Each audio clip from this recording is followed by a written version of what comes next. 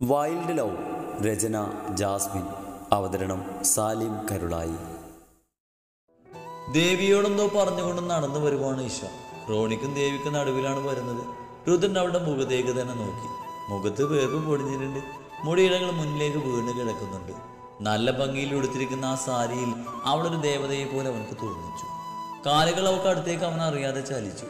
ഈശു പെട്ടെന്ന് അവനെ നോക്കിയതും മിന്നൽ വേഗത്തിൽ അവൻ മുന്നിലേക്ക് നടന്നു.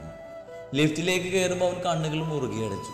ലിഫ്റ്റിൽ കയറി തിരിഞ്ഞു നിൽക്കുമ്പോൾ കണ്ടു മോഹൻ കിടക്കുന്ന റൂമിലേക്ക് കയറാതെ അവിടെ നിന്ന് അവനെ തന്നെ നോക്കി നിൽക്കുന്ന അവൻ്റെ പെണ്ണിനെ. രുദ്രൻ അവൻ്റെ ഹൃദയം തകരുന്നത് പോലെ തോന്നി. അവളുടെ അടുത്തേക്ക് പായാൻ നിൽക്കുന്ന അവൻ്റെ മനസ്സിനെ അവൻ പരിധിയിലാക്കി. ഇപ്പം അവളുടെ അടുത്തേക്ക് പോയാൽ അവളുടെ സങ്കടം കൂടുകയുള്ളൂ. ഇനിയൊരു വിരഹം അവൾക്ക് താങ്ങില്ല. അവൻ്റെ ഈശയുടെ മുഖത്തേക്ക് നോക്കിക്കൊണ്ട് തന്നെ ആ ലിഫ്റ്റ് അവർക്കിടയിൽ അടഞ്ഞു. റോണി വന്ന് വിളിച്ചതും ഈശ അവിടുന്ന് നോട്ടം മാറ്റി അകത്തേക്ക് കയറി. അപ്പോഴും ആ പോയത് അവളുടെ എച്ചിയാണെന്നുള്ളിൽ നിന്ന് അവളുടെ ഹൃദയം അലമുറയിട്ടു. ലിഫ്റ്റ് അടഞ്ഞതും രുദ്രൻ അവൻ്റെ കണ്ണിന് മുകളിലെ ഗ്ലാസ് ഊരി. ശേഷം നിറഞ്ഞ കണ്ണുകൾ അവൻ്റെ തള്ളവിരൽ കൊണ്ട് തുറച്ചു. അവനക്ക് മുമ്പിൽ നിന്നും അവനെ നോക്കിയ ഗാർഡ്സിന്റെ പിരികയും ചുടുന്നു. She's my wife. അവരുടെ നോട്ടത്തിന്റെ അർത്ഥം മനസ്സിലായ പോലെ രുദ്രൻ പറയുമ്പോൾ അവർ പരസ്പരം നോക്കി. അവരുടെ കണ്ണുകൾ ഒന്ന് വിടർന്നു. ദേവിയെയും റോണയെയും അവർക്കറിയാം. അവർക്കൊപ്പമുള്ള പെൺകുട്ടിയെയും അവരപ്പോൾ കണ്ടതാ. അത്രമേൽ സുന്ദരിയായ ഒരു പെൺകുട്ടി. അവരുടെ ചുണ്ടിൽ മനോഹരമായൊരു പുഞ്ചിരി വിടുന്നു. അത്രമേൽ സുന്ദരമായൊരു ജോഡി. മഹേട്ടാ. ബെഡിൽ കിടക്കുന്ന മോഹന്റെ അടുത്തേക്ക് നടക്കുമ്പോൾ ദേവിയുടെ ശബ്ദമിടറി. എനിക്കൊന്നുമില്ല ദേവി, ജസ്റ്റ് ഒന്ന് വീണതാ, കൈയൊന്ന് പൊട്ടി, അത്രേ ഉള്ളൂ. മോളെവിടെ? മോഹന്റെ കയ്യിലും നെറ്റിയിലുമൊക്കെ പിടിച്ചു നോക്കിയ ദേവി കരയുമ്പോഴാണ് പിന്നിലേക്ക് നോക്കി മോഹൻ യേശുവിനെ ചോദിച്ചത്. മോള് റോണി, മോളെവിടെ? ദേവി പിന്നിലേക്ക് തിരിഞ്ഞു നോക്കുമ്പോൾ യേശു ഇല്ല. റോണി പുറത്തെ വാതിൽ തുറന്നു പോയി. അച്ഛാ. റോണിക്കൊപ്പം അകത്തേക്ക് കയറി വന്നവൾ വീട്ടിൽ കിടക്കുന്ന മോഹന്റെ അടുത്തേക്ക് ഓടി. അച്ഛാ, എന്താ? എന്ത് പറ്റി? ഇത് വീണതാണ് അല്ലല്ലോ.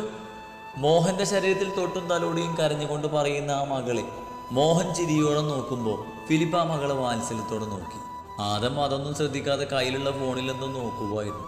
അവൻ തീർന്നത് അവന്റെ കൺമുമ്പിൽ ഉണ്ടെന്ന് അറിയാതെ. യേശു മോഹന്റെ നെറ്റിയിലും കവളിലുമൊക്കെ തലോടി. അവൾക്ക് വല്ലാത്ത വേദന തോന്നി. സ്വന്തം പപ്പിയാണ് ഇവിടെ ഇങ്ങനെ കിടക്കുന്നതെങ്കിൽ അവൾക്ക് അത്രയും വേദന തോന്നില്ലെന്ന് അവൾ ചിന്തിച്ചു. പക്ഷെ അച്ഛൻ അവൾക്ക് താങ്ങാൻ കഴിഞ്ഞില്ല.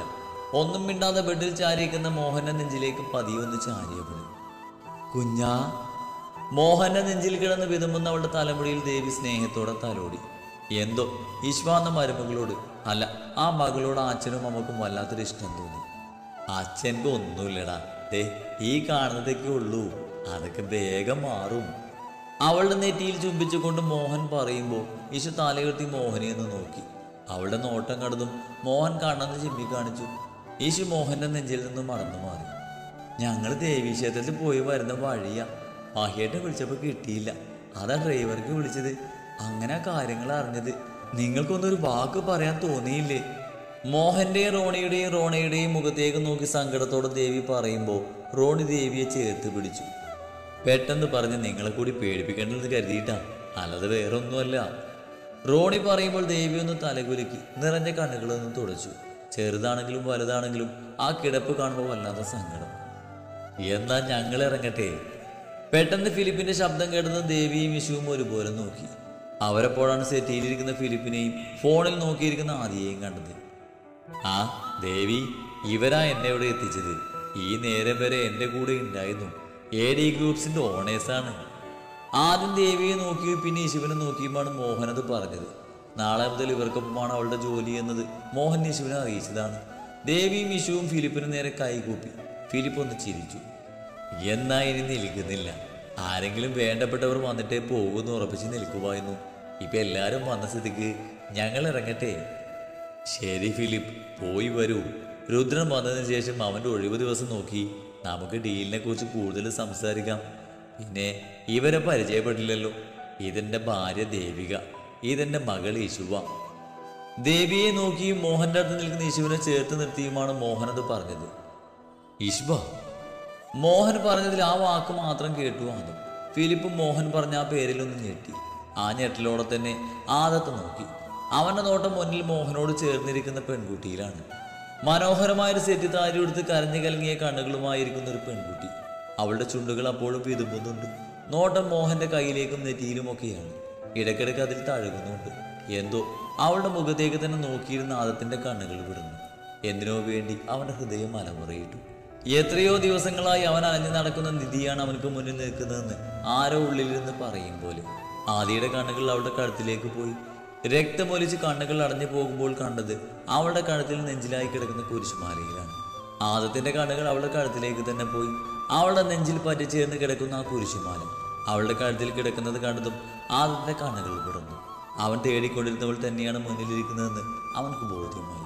അവന്റെ ഹൃദയം ഉച്ചത്തിൽ വിളിച്ചു, യേശുവ, മോഹന്റെ മകൾ ഞങ്ങളുടെയാളാണോ? അല്ല, പേര് മോഹന്റെ മകളെന്ന പരിചയപ്പെടുത്തലും അവളുടെ പേരുമൊക്കെയും കൂട്ടി വായിച്ചപ്പോൾ ഉള്ളിലുള്ളത് അങ്ങനെ തന്നെ ചോദിച്ചു ഫിലിപ്പ്. മോഹനൊന്ന് ചിരിച്ചു. പറയാനാണെങ്കിൽ കുറേയുണ്ട്, ഇപ്പം എന്തായാലും വയ്യ, ഇനി കാണുമ്പോൾ എല്ലാം വിശദമായി പറയാം. മോഹന്റെ ആ വാക്കുകളിൽ തന്നെ എന്തൊക്കെയോ മറിഞ്ഞിരിക്കുന്നത് പോലെ ആദത്തിനും ഫിലിപ്പിനും തോന്നി.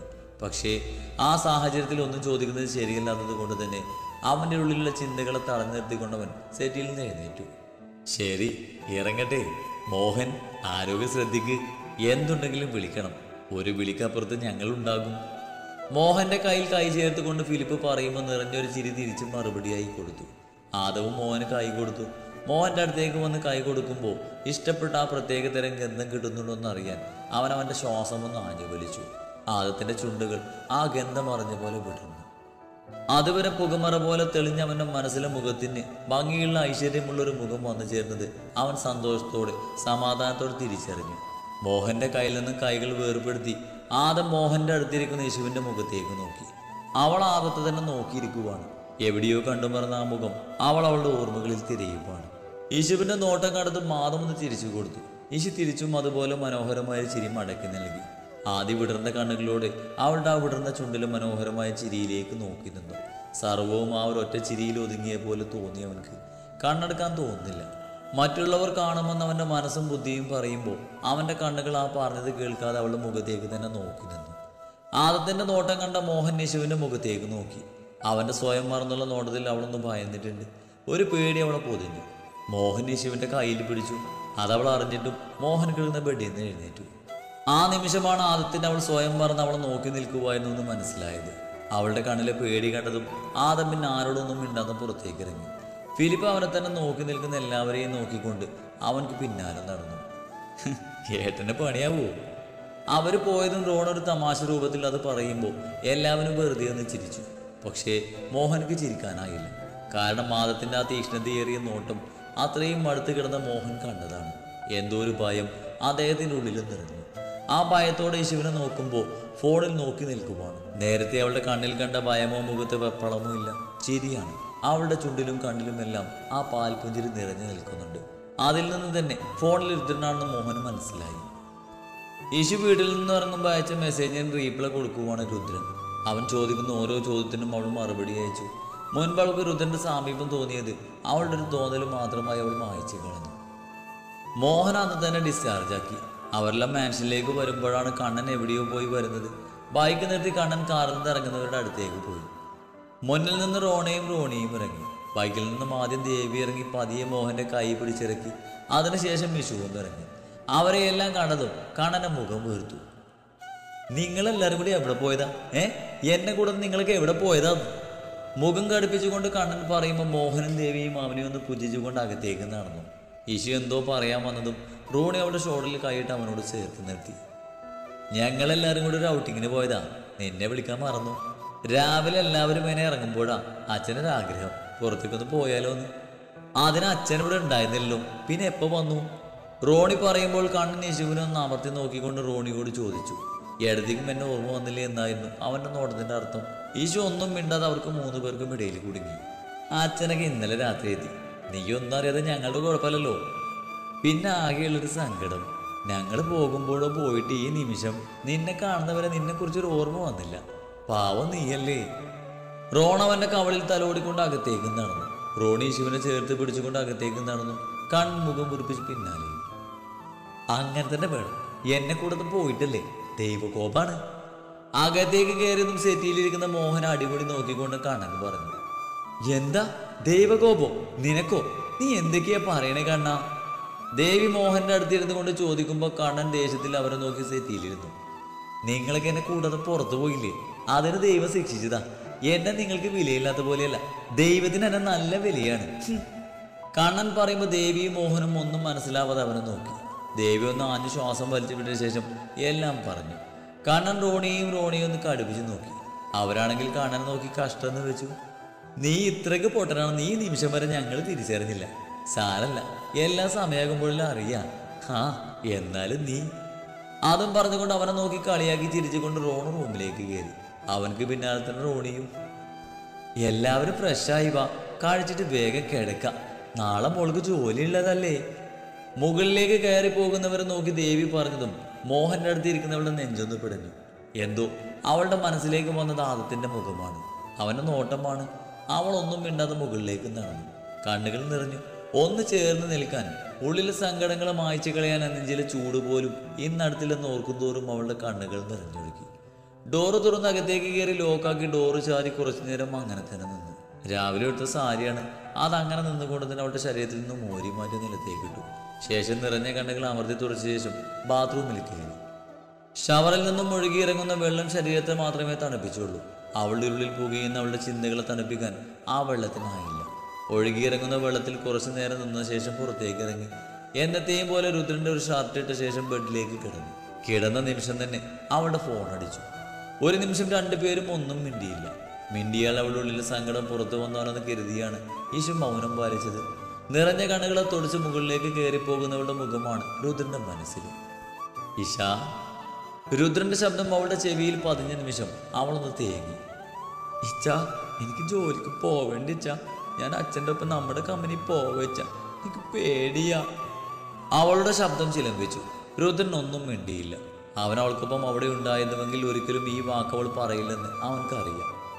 ഇഷ മിണ്ടിയില്ല. അവൻ്റെ ശബ്ദത്തെ അവളിൽ നിറച്ചുകൊണ്ട് അങ്ങനെ കിടന്നു. എൻ്റെ പെണ്ണിന് ആ ജോലിക്ക് പോവേണ്ടെങ്കിൽ ആരും നിന്നെ നിർബന്ധിക്കില്ല. നിനക്ക് എന്താണ് ഇഷ്ടം അതേ നടക്കൂ. രുദ്രൻ പറയുമ്പോൾ ഈശോ ഒന്നും മിണ്ടിയില്ല. ഒരു സമാധാനം അവളുടെ മനസ്സിൽ നിറഞ്ഞു. അവൻ്റെ വാക്കിലുണ്ടായിരുന്നു അവളുടെ ഉള്ളിൽ ആകുലതകൾ മായ്ക്കാനുള്ള കഴിവ്. പക്ഷേ പോവാതിരിക്കണ്ടേ ഈശ, നിന്റെ ഉള്ളിലെ പേടി മാറുമെന്ന് നോക്കേണ്ടേ? അതിനവിടെ പോകണം, അല്ലെങ്കിൽ ശരിയാവില്ല. നിന്റെ നല്ലതിന് വേണ്ടിയല്ലേ അച്ഛനിങ്ങനെ ഒരു തീരുമാനമെടുത്തത്. പിന്നെ ഏടിക്കാമിന് അത്ര വലിയ കുഴപ്പക്കാരൊന്നുമല്ല. നാളെ നീ പോകണം എന്ന് മാത്രമാണ് എൻ്റെ തീരുമാനം. പക്ഷേ നിനക്ക് പറ്റില്ലെന്ന് നീ പറയുന്ന നിമിഷം, അല്ലെങ്കിൽ എനിക്ക് തോന്നുന്ന നിമിഷം, അന്ന് നീ പറയാതെ തന്നെ ബാക്കി ഞാൻ നോക്കിക്കൊള്ളാം. രുദ്രൻ പറഞ്ഞു നിർത്തുമ്പോൾ അത് ശരിയാണെന്ന് അവൾക്കും തോന്നി. ആലോചിക്കുമ്പോൾ പറയാനൊരു കാരണം അവൾക്കുമില്ല. പക്ഷെ ആദത്തിന്റെ നോട്ടം ഓർമ്മ വരുമ്പോൾ ഒരു പേടി അതിനെ മറവിയിലേക്ക് തള്ളിയിട്ടു. അവനിവിടെ ഇല്ലെങ്കിൽ പോലും തനിക്കൊന്നും സംഭവിക്കില്ലെന്ന് അവൾ അവളോട് തന്നെ പറഞ്ഞുകൊണ്ടിരുന്നു. ഇഷ, ആ പീച്ച പറഞ്ഞത് അനുസരിക്കല്ലേ? രണ്ടുപേരുടെയും ചുണ്ടിലൊരു ചിരി വിടുന്നു. എന്നിട്ട് എന്താ എൻ്റെ പെണ്ണിൻ്റെ പരിപാടി? കുളിയൊക്കെ കഴിഞ്ഞോ? അവളൊന്ന് മൂളി. രുദ്രന്റെ ചുണ്ടിലൊരു ചിരി വിടുന്നു. ഇച്ച, എന്ന് വരും? ഉടനെ. അവളുടെ ചോദ്യത്തിനപ്പം തന്നെ അവൻ്റെ മറുപടിയും വന്നു. അവളൊന്ന് ചിരിച്ചു. കാത്തിരിക്കുവാണോ? ആദരമായ അവൻ്റെ ശബ്ദം. അവളൊന്ന് മൂളി. വേഗം വന്നിട്ടെന്തിനാ? അവൻ്റെ വശതയേറിയ ശബ്ദം. യേശുവിനെ നെഞ്ചിടിപ്പേറി. എന്തു പറയുന്ന അറിയാതെ അവളുടെ നാവ് കുടുങ്ങി, തൊണ്ട വരണ്ടു.